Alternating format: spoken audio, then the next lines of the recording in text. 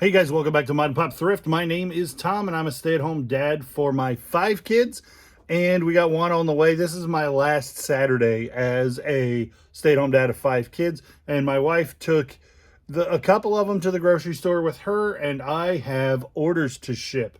So we will start with things from and these probably aren't the only things from that big haul we had the other day, but the first couple of things did come from there.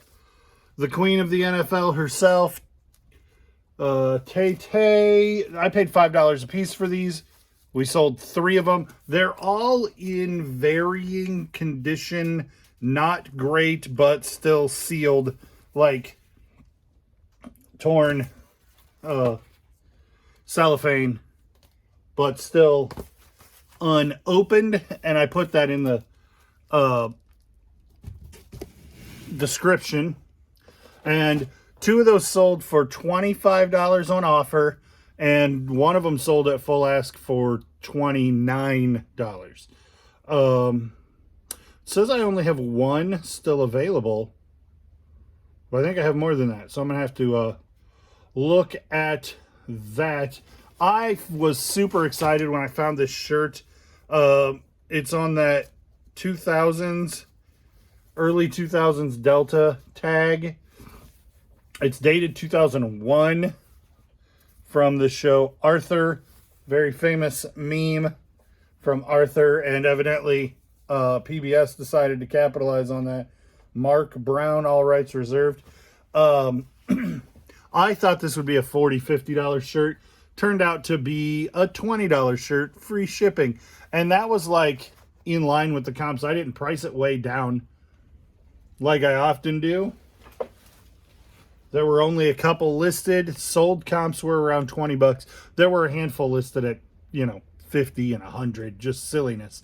But sold comps said it was a $20 shirt, and that's what I went with. This had no sold comps. This had no comps on eBay. I found a couple on Posh and Etsy for 30. So I marked mine at $28.99 plus shipping, and she sold for $29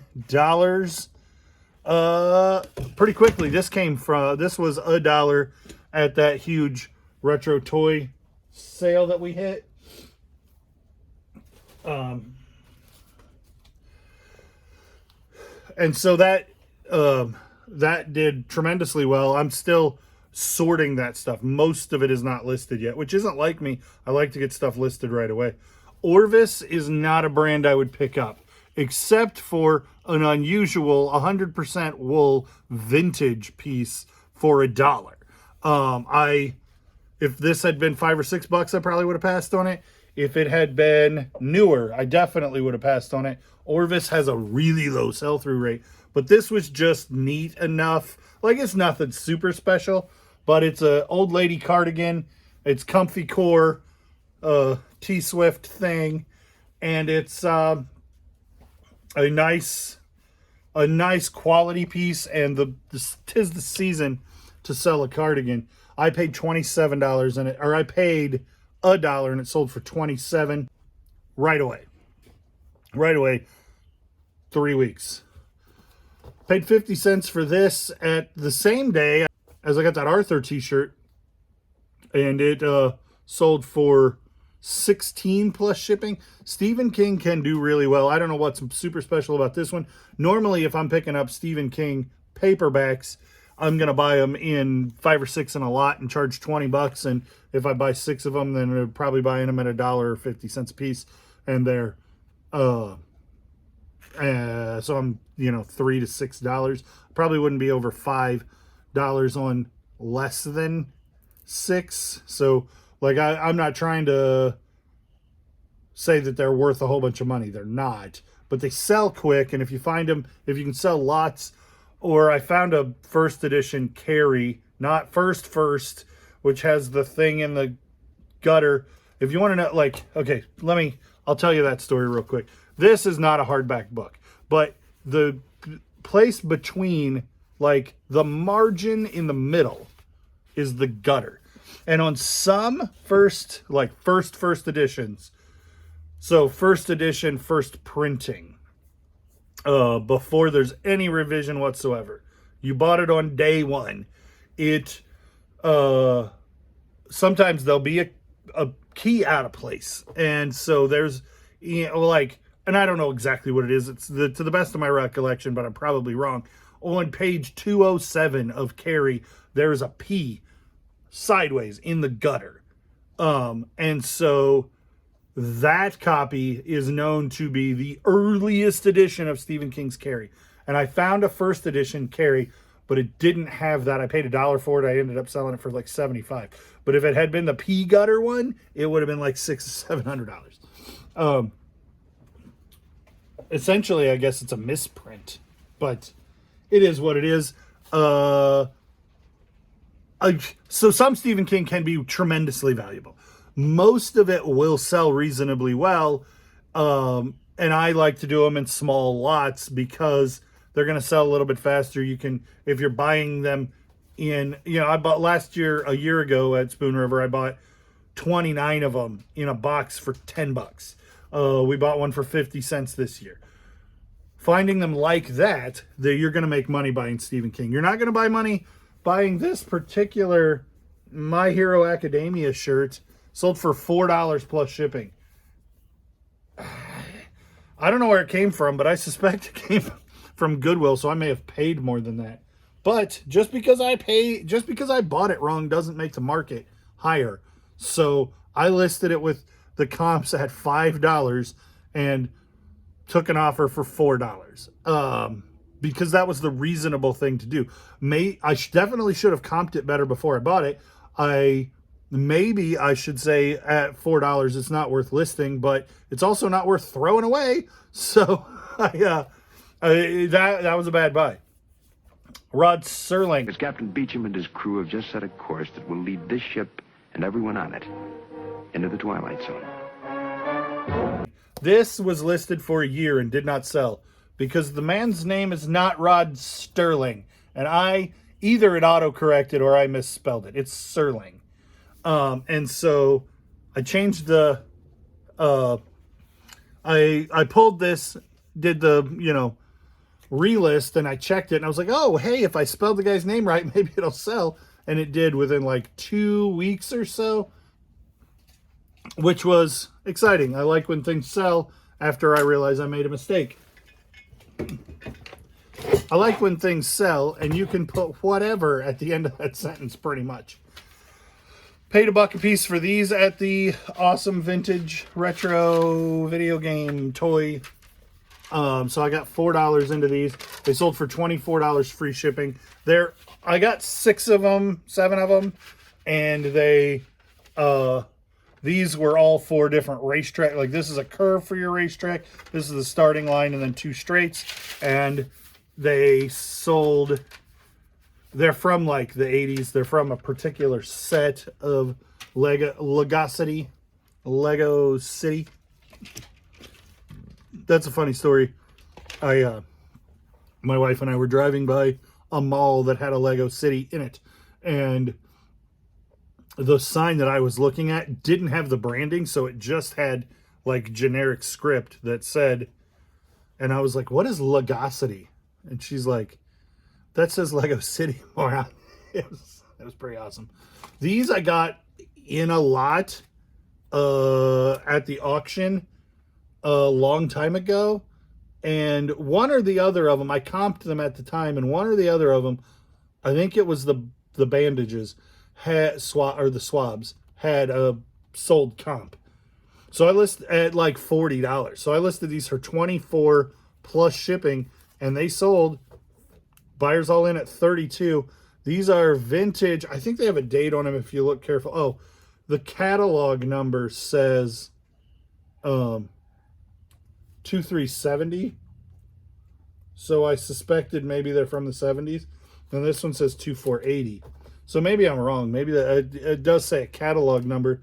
This one doesn't say, it just looks like a date. Anyway, these are old. The stuff that I got was all late 70s, early 80s t-shirts. And so I suspect those are from that age, even if those aren't the dates. But I just comped them because they were with that stuff. And I was like, wow, that one has a sold comp. I'm going to price these and see what happens. And they did eventually sell. It's probably been 3 or 4 months ago. This, we got at the same retro video game huge haul over the weekend. Caleb really wanted to keep it, but I'm like, I need to get my money back. And then you have a billion Legos and don't even know what Mandalorian is. So while a lot of times I appreciate the kids wanting to keep cool stuff, that one I'm like, I'm selling it. $22, and it sold in a couple of hours. This one, Bratz blanket, came from the Everything's a Dollar sale. Almost anything that says Bratz on it is going to be worth comping. Bratz. It was a competitor to Barbie in the early 2000s, and they got real hot then. They are again pretty hot. I don't know if they stayed hot or if they just got hot all over again, like retro nostalgia, but Bratz stuff sells.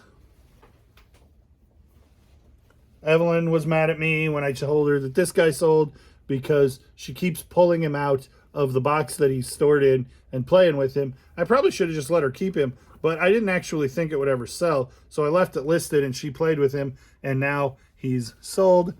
$10.10 plus shipping. Buyers all in at $15.78.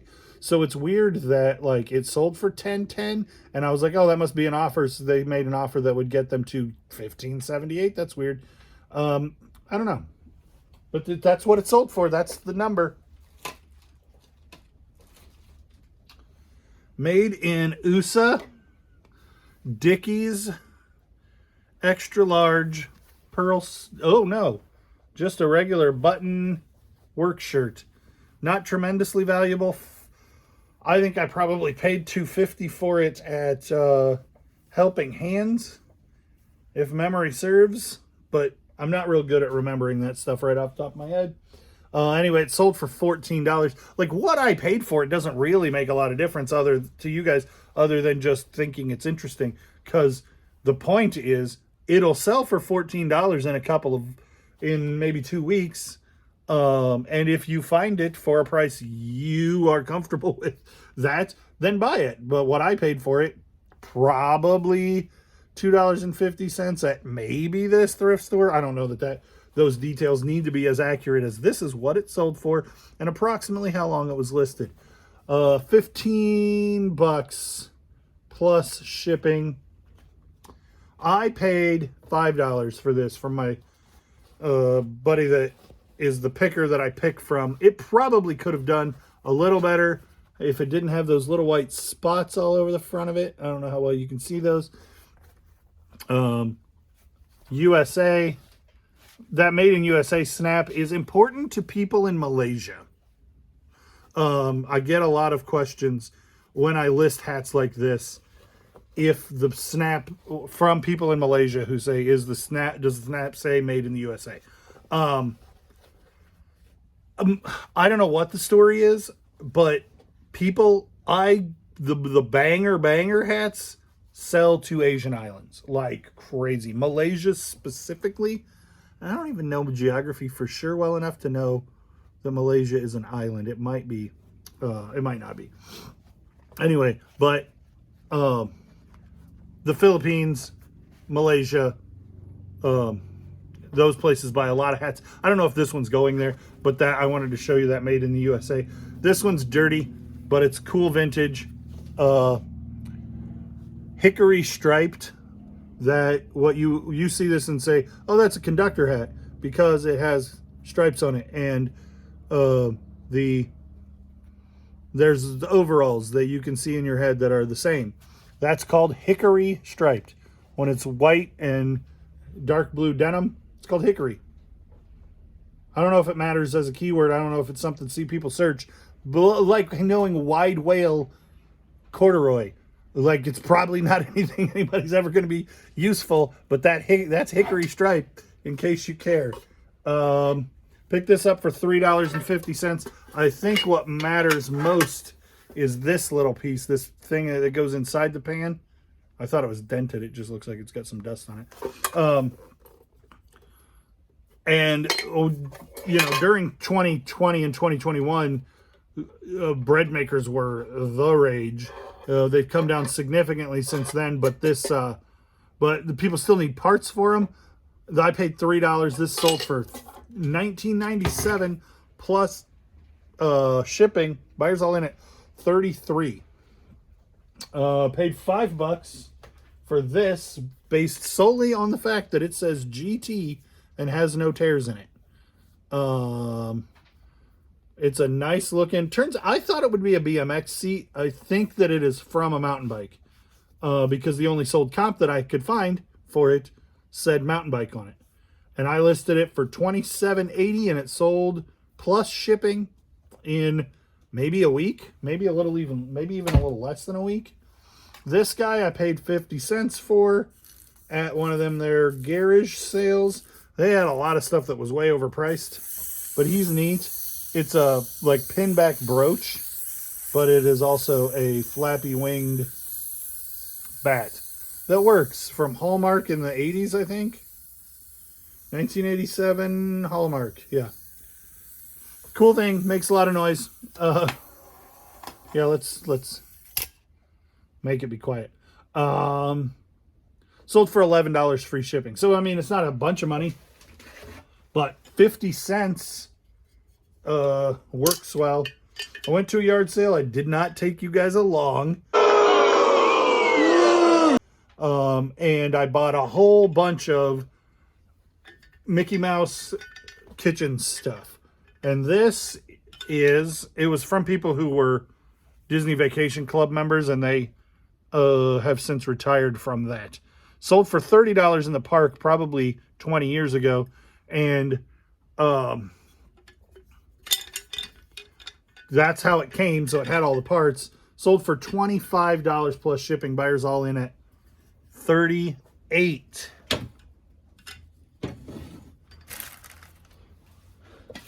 Another part to an appliance. My Goodwill puts out parts to appliances when they, from time to time, I don't know how they get them, why they do it, but this I know I paid like $3 or $4 for.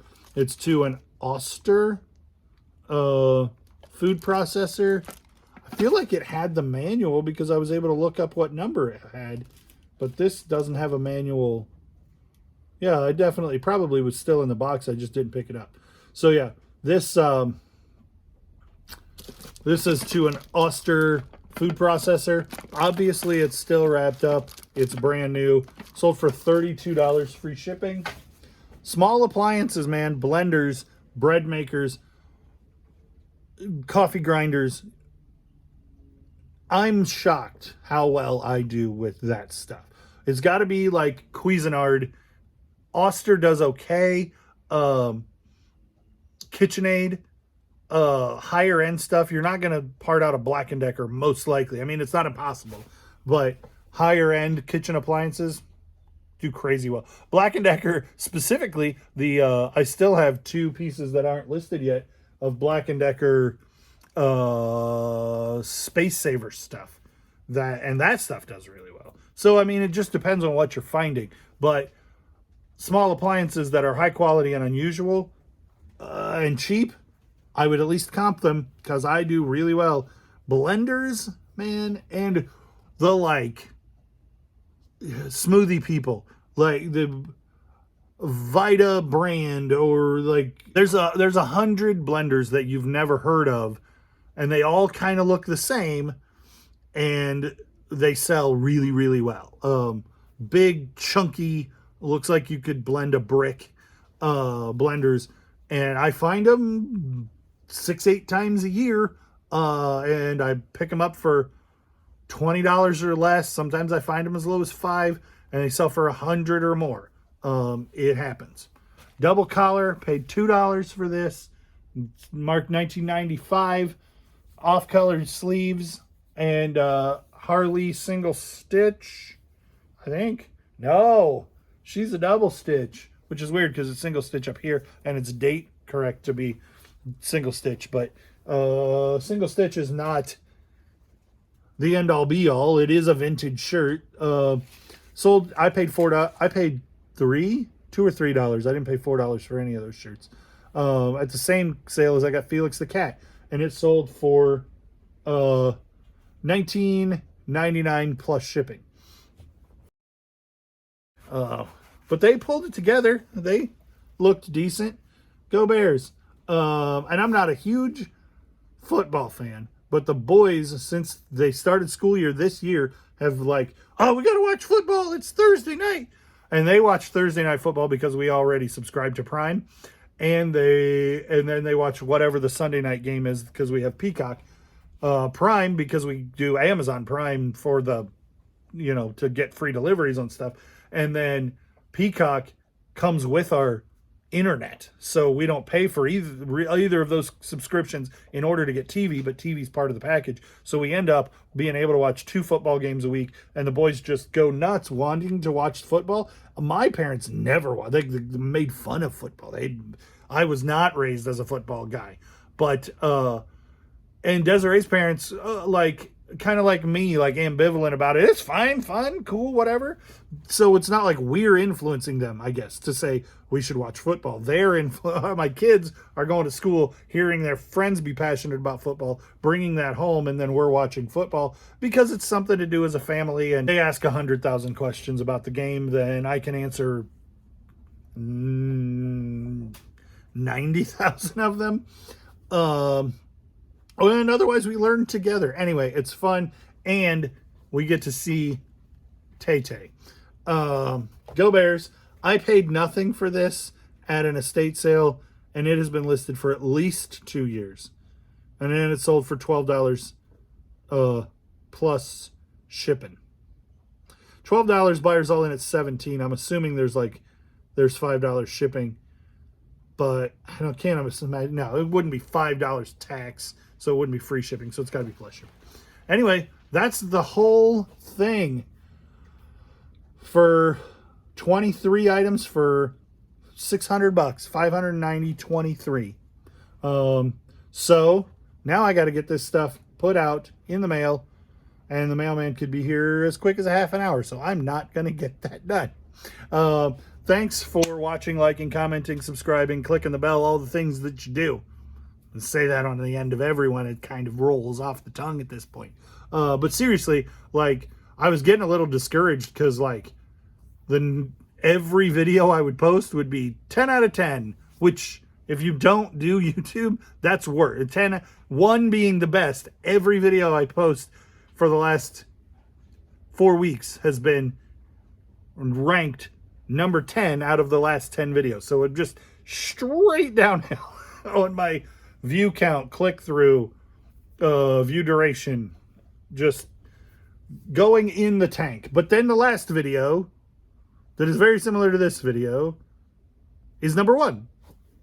So I don't understand what makes people watch videos, because when I go find a bunch of cool video game stuff, which is the video I want to watch, nobody watches. Literally almost no one watched that video. But when I sell stuff and it's kind of boring and I'm just kind of talking at the screen, people watch it. So anyway, thanks for watching. Thanks for liking, clicking the bell, commenting, subscribing, following, and all the things that you do. It didn't roll off the tongue that time. I said it out of order. I think I'm going to go get a cup of coffee and then try to get all this, as much as I can, out the door quickly. We'll see you on the next one, guys.